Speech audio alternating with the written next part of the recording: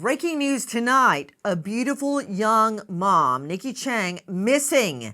But now a smoking gun cracks the case of the missing mom wide open. Good evening. I'm Nancy Grace. This is Crime Stories. I want to thank you for being with us.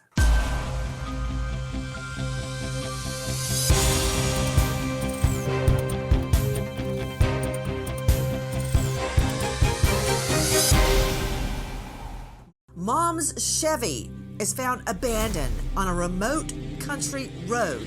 Nikki's case is a homicide investigation. There were several assaults on Nikki. A brutal assault on Nikki prior to her disappearing, prior to her Chevy being found abandoned on a remote country road. She thought she was going to die. Where is Nikki?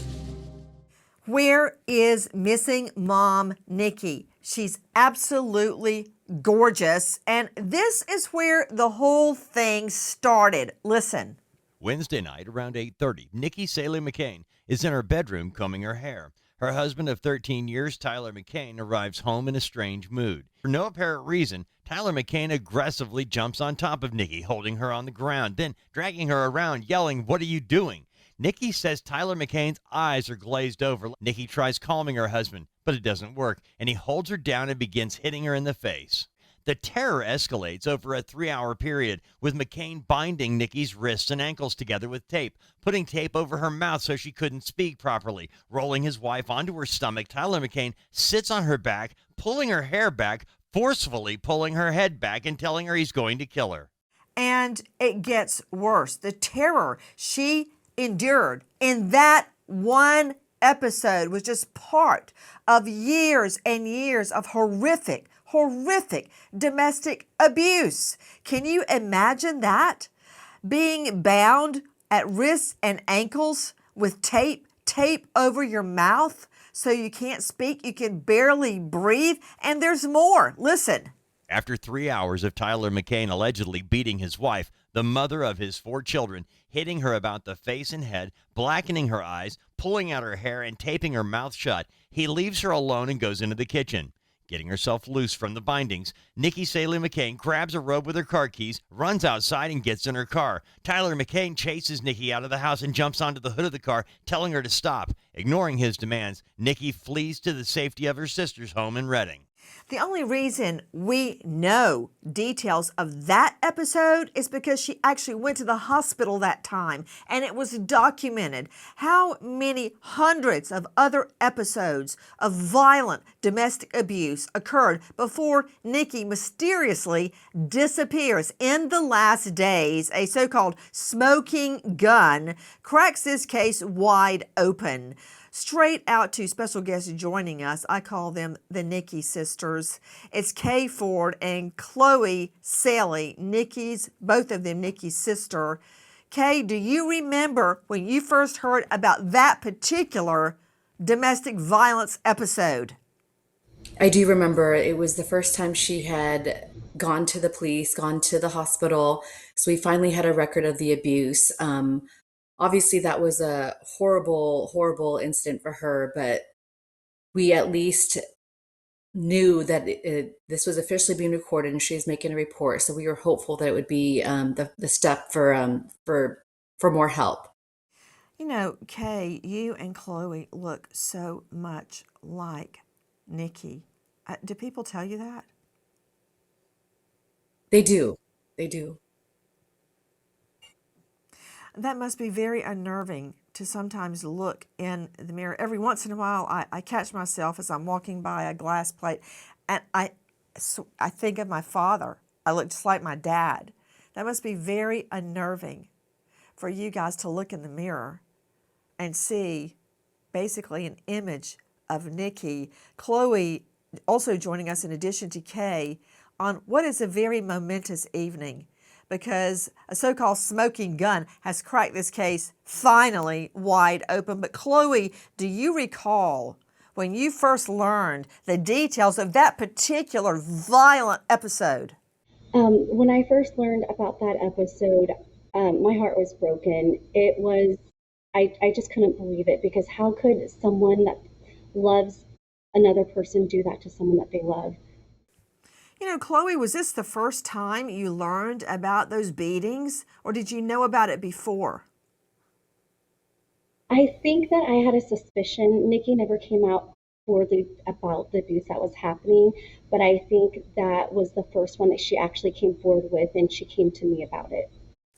Well, here is the thing. To Franz Borghardt, Franz is a criminal defense attorney, a renowned criminal defense attorney, founder of Borghardt's law firm, former prosecutor, and professor at Louisiana State University.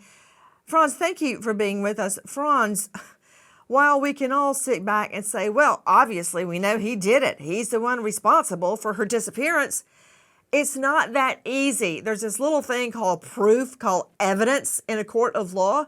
We know he violently abused her, the mother of his children, for a really long time, and then she mysteriously disappears. But that's not enough to take it to court, is it, Franz? You're absolutely right. The first thing is the state has to prove beyond a reasonable doubt that there was a murder, that there was in fact a murder, which they can do. We call it corpus delicti. They can do that.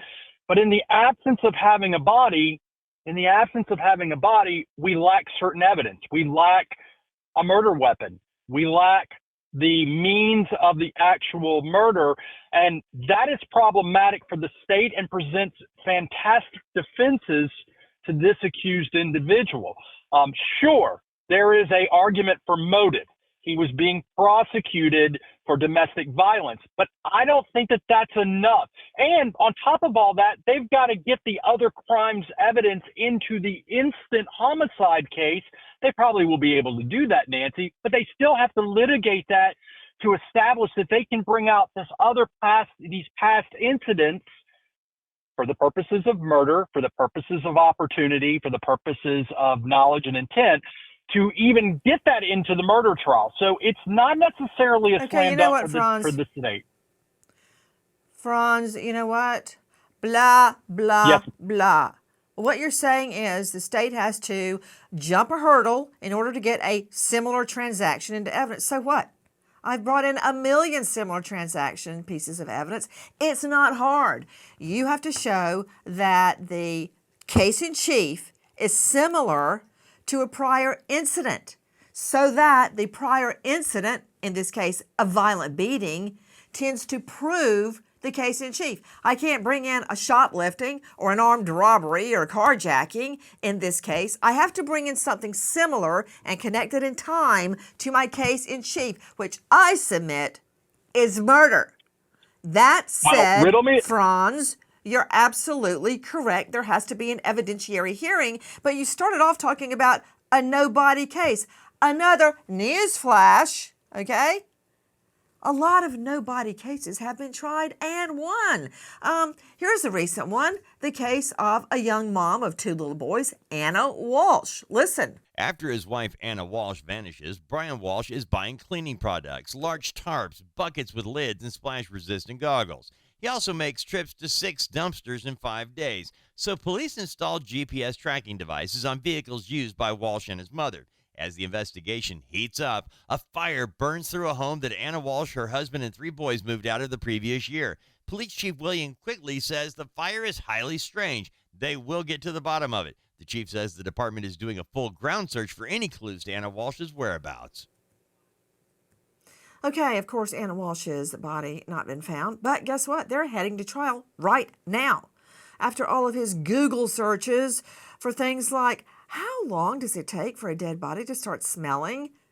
Really? And then, of course, there's Kelsey Barrett, a beautiful young woman, the mother of a 1-year-old little girl. She had her pilot's license, and she was raising her little girl all by herself when, bam, she goes missing. Wow, I wonder who did that. Her fiance. The body was never found. So, a no-body case, as Franz Borghardt aptly described it, can go to trial. Is it hard? Yes, of course it's hard. Is it impossible? No, it is not impossible. Back to Kay Ford. This is Nikki Chang's sister, along with Chloe Saelee. Kay, Even though you guys suspected there had been violent abuse in the past, when did you realize this was different?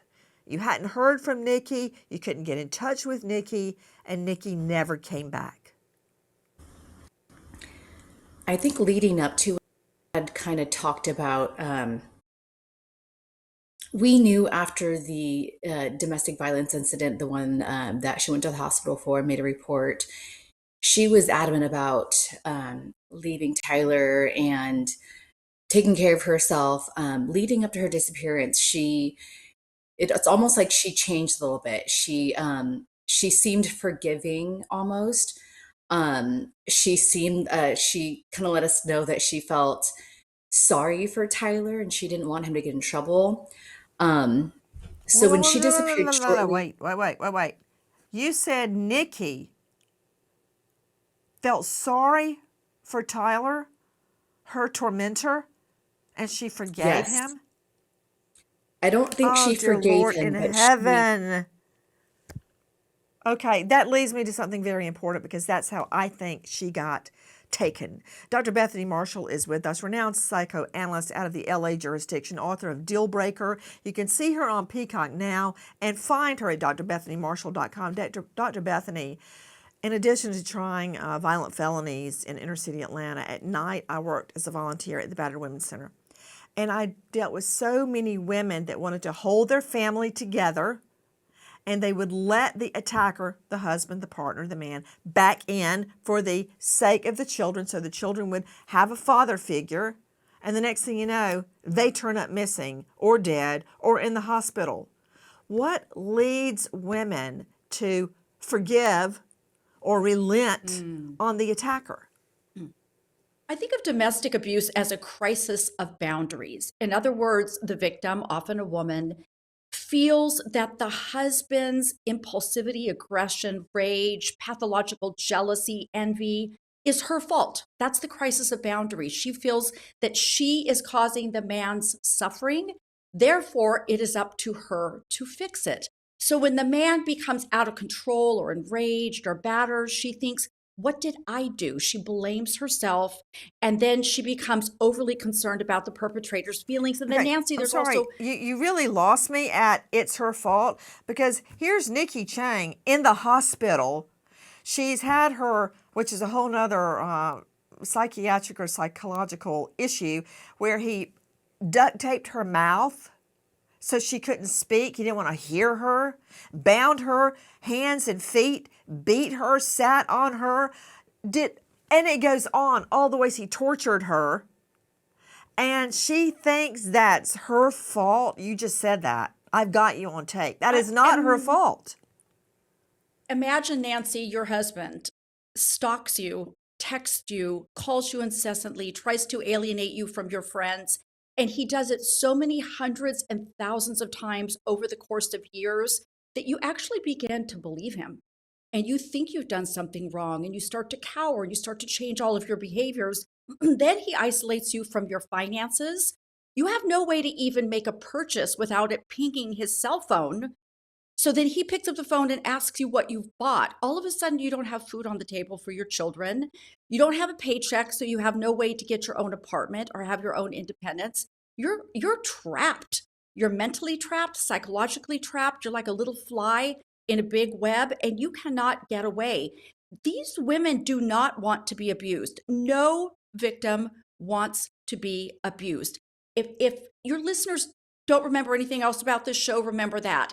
They are drawn in interaction by interaction slowly over the course of years until they cannot get away. In the last days, based on a so-called smoking gun, there has been a major break in the case. Listen.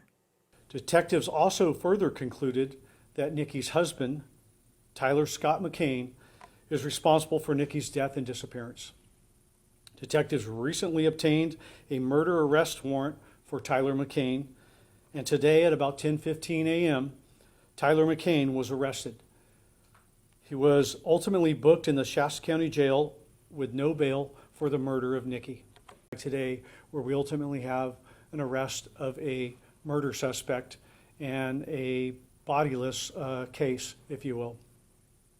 These cases are layered, meticulous, require months of investigation, hundreds and hundreds of personnel hours, not just from investigators, but from law enforcement boots on the ground, from support services, from forensic evidence, all across the board. It is very labor intensive, and it is crucial that all that evidence is collected, preserved, and processed accordingly to make the case. Please join us on our mission to find missing people, especially children, to solve unsolved homicides. If you're on the go, catch us on your favorite podcast app, where you can get all of our content, where we, in our own way, seek justice. Where is missing mom Nikki? We haven't heard from her, and that wasn't very likely of her. The sisters realize immediately something is wrong when Nikki is not responding as she normally would have to text messages. She was bound and beaten, and that he tried to drown her, but he was too tired, so that's why he poured the water on her face. Tried to drown her. Guys, in the last days, an amazing breakthrough in the search for Nikki Chang. No, we have not found her. We have not found her body yet. But there has been an arrest. And as Franz Borghardt, a veteran trial lawyer and professor, says, well, it's a nobody case. Well, that may be true. That may be true. The same thing was said about Susanne Morphew. Does anybody remember Susanne Morphew? To Dave Mack joining me, Crime Stories investigative reporter.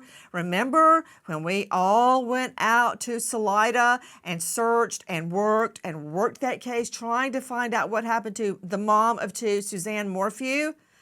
There was an arrest of the husband, then the whole thing was dropped, and lo and behold, years pass, and her body is found, dumped in basically a burial ground out in the middle of nowhere, Dave Mack. Remember that? It didn't stay a nobody case forever, Dave. It didn't. And Nancy, when they found those bones, they were actually looking for someone else. It was one of the most amazing things that ever happened. And once they got those bones, they were able to determine so many different things about what happened to Susanne Morphew, because those bones had not been sitting out to the elements the entire time we were all looking for her. Oh, Dave Mack, I'm so glad you said that. So Franz Borghardt, I'm giving him a hard time, but he's actually a veteran criminal defense attorney. He is a former prosecutor. He's a professor at Louisiana State University.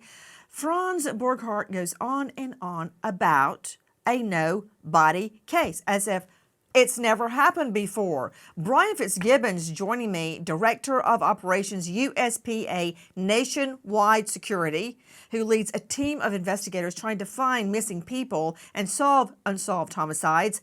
Brian, in the Susanne Morphew case, when the body, it was just bones by the time her remains were found out in this wasteland area, they could actually tell, as Dave Mack just said, that she hadn't been there for the entire time since she was killed, because they could tell by the way the condition of the bones. They could also tell by getting bone marrow that she had been shot with a very powerful animal sedative, a tranquilizer.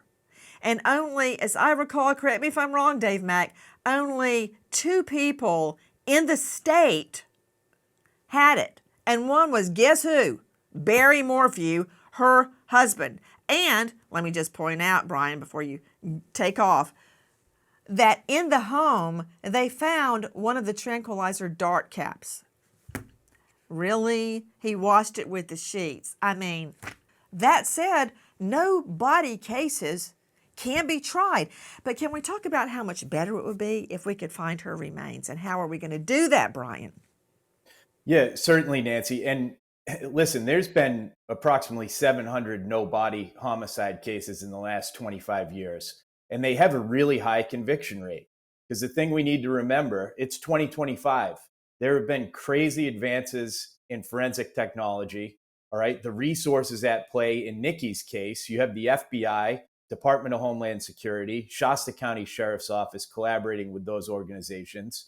So they're going to have tremendous evidence to bear in front of a jury. Back to Kay and Chloe. First to you, Kay. I want you to listen to this. Under the laws of the state of California, we're not required to have a person's body in order to charge murder. That's what we call a no body homicide case. That is what we filed. And I'm sure many of you are asking, no, we've never filed that type of case in Shasta County before. But we are going to work very hard on this case. And to me, despite not finding her body, we have been provided with overwhelming evidence to prove that not only is Nikki dead, but that Tyler McCain is responsible for her murder. Kay, what went through your mind when you found out Tyler McCain has finally been arrested? Now, first of all, before you tell me that, can you please tell everybody about how he's got the girlfriend slung up in his house?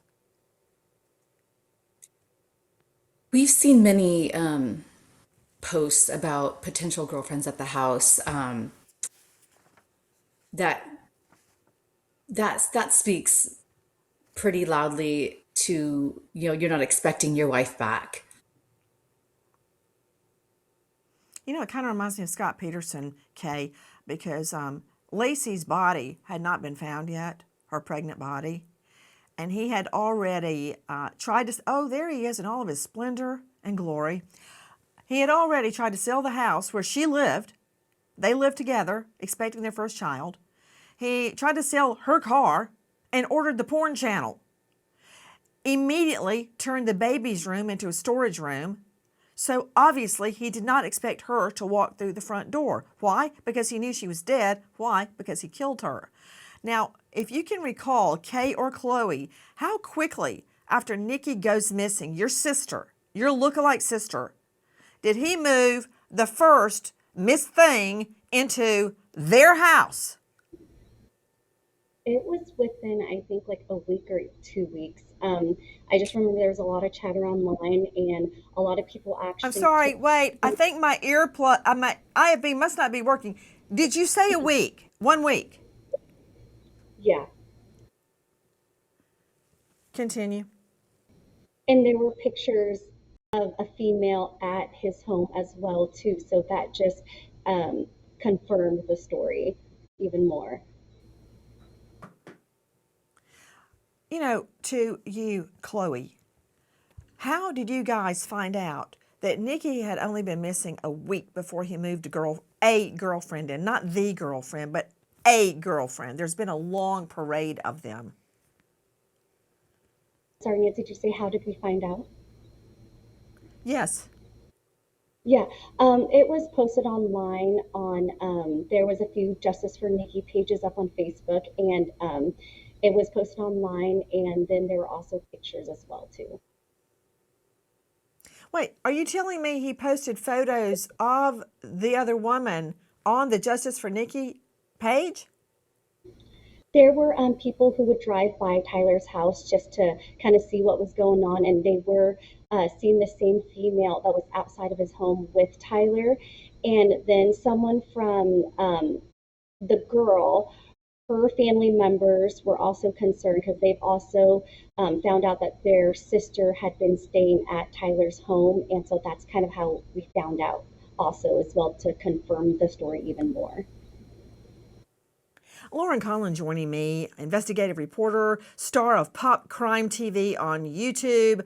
Lauren Conlon, of course, I'm sure when I go back to him, Franz Borghardt is going to say, that means nothing. That doesn't prove he's a murderer just because he's a cheater. What do you know about all the girlfriends? Well, the community has really rallied around helping Nikki and being there for Chloe and Kay and the children. So I saw these pictures in the Facebook group and I was shocked. But Nancy, I want to point out that, you mentioned this case started out as a missing persons case. but it wasn't until March of 2025 that it was actually deemed a homicide case. And that is when they actually were able to serve a search warrant to Tyler and search Tyler and Nikki's home in Anderson, California. And, we still don't know what they found in that search. It is still very unclear, but we know at that point, they deemed Nikki a victim of a homicide. Based on the evidence gathered, information learned from interviews, and the fact that no one in Nikki's family has seen or heard from Nikki since her disappearance, the detectives has determined that Nikki is a victim of homicide. A young mom, Nikki Saelee, is still missing. She was beaten horribly. Her mouth was covered in tape. Cold water was poured on her. She thought that was going to be the end. That was going to be the time he did it. And she was scared to death. She was scared for her life. And she did state that the next time, if it were to ever happen again, could be it. Nikki, missing, believed dead. In the last days, finally, an arrest. What is a smoking gun? We think we know. Listen. Counts 10 through 12 are for various violations occurring on April 1st of this year, after Nikki had been reported missing for almost an entire year. McCain was observed throwing items out of his vehicle, and when he was pulled over, on his possession was a burnt California driver's license for Nikki McCain. So, isn't it correct, Dave Mack, that one of the last times we know Nikki Chang was alive, she was driving her truck, which was found in a very obscure area, abandoned. She was driving the truck, right? Correct. She was actually driving her mother-in-law, and presumably with her driver's license, right? That would be correct. So explain to me, Lauren Conlon, how husband Tyler McCain is busted throwing out her burned driver's license, which we believe was on her the last time she was seen alive. Tell me how that happened. Yes, he was pulled over in April of 2025 after he was seen kind of unable to stay in the correct lanes. And then, as the report mentioned, he was seen throwing various things out the window. And detectives located his wallet, and inside his wallet was Nikki's California driver's license, which investigators said had partial burn damage to it. And Nancy, remember in July of 2024, a fire spread across Tyler and Nikki's property of almost 98 acres. You're seeing shots and video of the fire right now. Lauren Conlon, how does the fire fit into everything? So he is burning evidence and it got out of control? I mean, we don't know that for sure, Nancy, but I think that many of us surmise that this is the case here. And again, with Nikki's body not being located yet, my head also goes that way. But, you mentioned Scott Peterson. In March of 2025, they had eyes on Tyler. They brought him in to this press conference where they made him speak, again, just like Scott Peterson. And it is so uncomfortable to watch, in my opinion, Nancy. Tyler appears to be uncomfortable himself. He says things like, "I'm just here in support." He actually even says, "I'm sorry." And I just, I can't imagine what was going through Chloe and Kay's head at that time. But again, I want to give props to law enforcement who have worked so diligently over the last year to get this arrest. Speaking of that awkward press conference, you're absolutely right, Lauren Conlon. Let's take a look at Tyler McCain blathering. I'm Tyler McCain. I'm the husband of Nikki McCain. First of all, I would like to thank the Sheriff's Office, FBI, for getting involved. Any efforts that might help bring my wife home safely.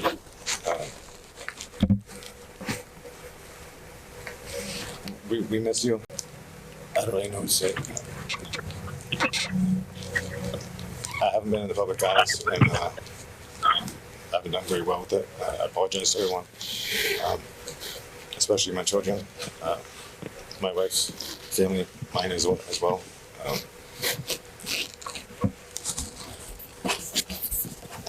I'm just here in support, so anything that I can do, I want to do that. Straight back to veteran trial lawyer, former prosecutor, now defense attorney Franz Borghardt. I guess you always tell your clients, keep your pie hole shut, because he's there saying, we miss you, like somebody had to pinch him to say it. I can't wait till they play that for the jury. What about it, Franz? Certainly makes my life easier when they keep their mouths shut. And you know what? The funny thing is, Nancy, had he been quiet like a mourning husband, I think people would have understood that. But that statement, not good for his defense. Yeah, he's talking, Franz, about how much he misses Nikki. I guess he and his girlfriend were really missing her a lot, Franz. Well, you got to prove that that's his girlfriend. A social media post in 2025 of somebody with you is not necessarily a relationship, so we're going to have to give him a little bit of reasonable doubt on that. Oh, nothing can make me happier than to put Miss Thing up on the stand and cross-examine her about when she started having sex with Tyler McCain. What, was it the night Nikki went missing? I can't wait to do that. Thank you. That's an excellent idea, Franz. To Kay and Chloe, question, which one of you were standing directly by him during that press conference? That was me, Kay. How did that feel? Did you just want to go, yeah, give him a little finger necklace? I actually wanted to encourage him to speak more. I knew he had more to say, and I tried to make eye contact and be supportive to see if he would speak more. But yes, deep down, it was very difficult. I'm curious, Chloe, what was going through your mind at the time he was talking about how much he missed Nikki? I was expecting a little bit more from him, just kind of like what Kay was saying, trying to encourage him to say more. I actually didn't know what to expect when he was speaking, but the whole time I was like, what? That's all you could have said. You couldn't say, like, I love her so much, I wish she was home. I just wish he would express something more like a husband who was really missing their wife, but I got the complete opposite. But you know he shacked up with other women and not just one. So anything he said about missing her would have been a big fat lie, Chloe. And that's true. I think it just showed exactly what type of person he was and showed how little he cared for Nikki. Well, I guess that's the perfect segue for Franz Borghardt to talk about how this is not a miscongeniality contest. We don't have to like him. We just have to find out if there's evidence to convict him. But his whole spiel about please bring Nikki home reminds me of somebody else. Somebody named Chris Watts. I want my family back. Like, I want them safe, and I want them here. Like, this house is not the same. I want everybody back. That's why everybody, I need everybody back here. I need everybody safe. From our friends at KUSA. I mean, come on, Brian Fitzgibbons. How many times have you seen the perp trying to make themselves cry, making a tearful plea? Now, I got to give it to Susan Smith. She actually did drum up some tears when she begged for the return of her two boys that she killed. So, Brian, what do you make? And I'm glad Lauren Conlon brought it up. I was talking about the burned driver's license of Nikki's found in his wallet, and he's trying to get rid of it. There was that fire on his property, and it was chalked up to a catalytic converter. Wow. Okay, so his wife goes missing, the wife that he has been terrorizing, binding, putting duct tape over her mouth, beating her, trying to drown her. She goes missing. Suddenly, a fire breaks out, and now we have her partially burned driver's license. But Fitzgibbons first, his plea for Nikki's return. Really perplexing, Nancy. In the hubris for him to get in front of a camera is shocking, right? And you know, when we're talking about these fires, and they're fires plural, right? We have the one at the Olinda Road residence, but there are other fires at properties associated with McCain that I think we're going to see come out in trial, maybe connected to this case. Well, it doesn't bode well for finding her remains if he is a firebug, because, you know, Brian, I probably need a shrink, Dr. Bethany, to explain this in her jargon, but you always see a perp falling back on that with which they are familiar. Here's Scott Peterson, perfect example. He likes to fish. So where did he dispose of Lacey and Connor's bodies? One of his fishing holes, right? This guy is a firebug. He's connected, as Brian Fitzgibbons pointed out, to several arsons, several burning incidents, let me rephrase. That makes me think, when you don't know a horse, look at his track record. That's probably what he did with Nikki's body. And wasn't Chris Watts associated with the oil industry, if I recall correctly? And that's where he secreted his wife and daughter's bodies? So Dr. that was a Bethany, similar it's one. not just associated. It's not just associated. You're dead on again.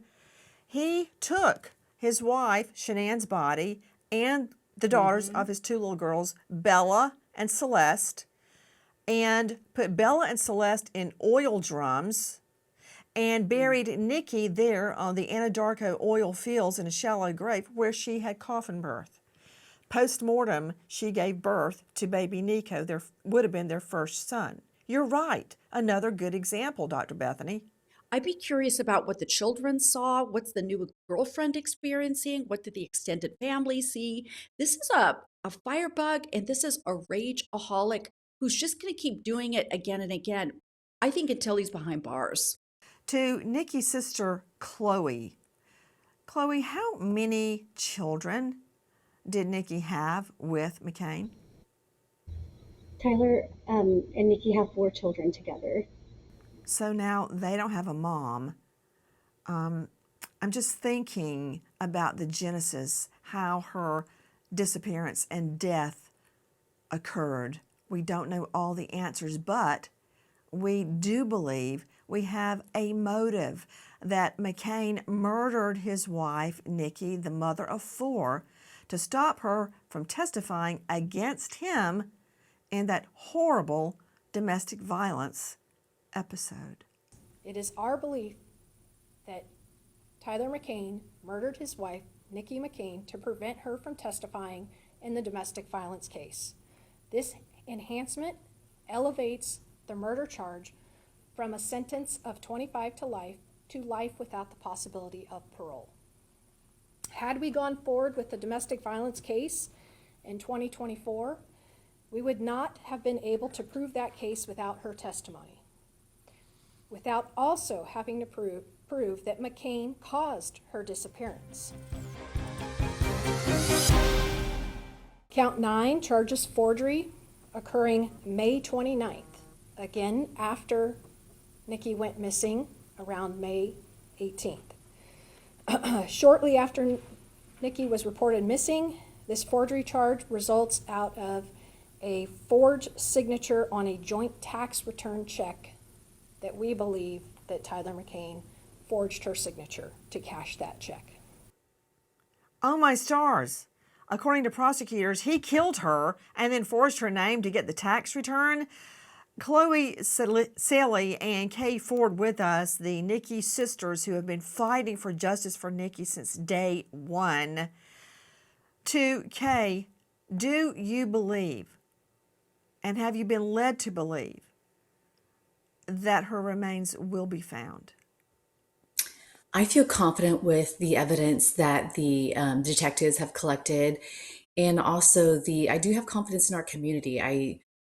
Although I don't believe her body is known at this point, I do feel good about people coming forward. We have already been receiving a lot more tips as of Tyler's arrest, and yeah, I do think that we're going to recover her body. I'm very curious about this smoking gun that was the final straw and led to the arrest of Tyler McCain and what prosecutors say is the murder of Nikki Chang.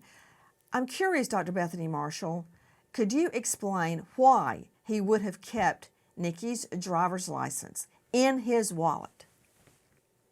I don't think it's that deep or mysterious. I think he needed her ID so he could continue to take advantage of her financially. He's already forging a signature on a tax return. All right. I think we'll find more love fraud, love swindling, financial malfeasance. I think we'll find that he had many reasons to have her gone, that this was not just an outcropping of domestic violence that went too far, that he already had other girlfriends, that he probably stood to gain financially in some way. He needed her out of the way. So what better way to take advantage of somebody who's already gone than to hold on to all their identification? I think he could find a million uses for that driver's license, Nancy. Because obviously if it's burned, he was in the process of incinerating something and then he went in and retrieved it. So why would he retrieve it if he didn't want to use it in some way? You know, Brian Fitzgibbons, I think that there is more to it, because I've seen investigated, prosecuted so many cases where killers keep mementos of their victims. And I've always found it curious. For them, it's like I would keep ticket stubs or photos or programs of when the twins had an honor event, or that means something to me. And to just look at it, you may not even know what it is, but I would know what it is. I think it's not just to use her ID for practical purposes. He had it with all of his other pictures and things he kept in his wallet. He kept that. He kept that after exercising complete and total control over her, binding her hands and feet, putting duct tape over her mouth, beating her, trying to drown her. And even after he killed her, according to prosecutors, he kept that so he could see it every day. Yeah, that was a really shocking development, Nancy. And it goes against, one of the things that Tyler had told Nikki's family early on is that she had left on her own volition. Okay. So, when we take those pieces of information together, why would she leave without her driver's license? And then why would he keep it and not advise Shasta County sheriffs that he had it and that she didn't have it in her possession? Lauren Collin, joining us, Pop Crime TV. I still don't get why these women are attracted to Tyler McCain. I don't get it. I look at him, I see the devil. What's special about him? What does he have other than his wife's house? No, I'm with you. I mean, without knowing the guy, I don't know, Nancy. Is it the bad boy thing? I have no idea. I can't even speculate on that. But one other thing I want to point out, I thought Brian made some really great points, but prosecutors also described an overwhelming odor of decomposition coming from the bed of Nikki's truck, where they found a sheet and it had Nikki's blood on it. You heard the Nikki sisters stating that since Tyler McCain's arrest, more tips are coming in. There is currently a $30,000 reward still in place for information regarding Nikki's remains. $30,000. If you know or think you know anything about the location of Nikki or her remains, please dial 530-245-6540. Repeat, 530-245-6540. It ain't over yet. While we wait for justice to unfold, we remember an American hero, Detective Anthony Stanley, Oyster Creek PD, Texas, killed in the line of duty, leaving behind grieving daughters, Kristen and Shelby. American hero, Detective Anthony Stanley. Thank you to our guests, but especially to you for being with us. Nancy Gray signing off. I'll see you tomorrow night. And until then, good night, friend.